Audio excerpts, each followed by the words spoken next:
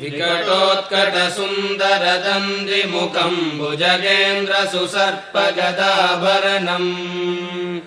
गजनीलगजेन्द्रगणाधिपतिम् प्रणतोऽस्मि विनायकहस्तिमुखम् सुरसुरगणपतिसुन्दरकेशम् ऋषिगणपतियज्ञसमानम्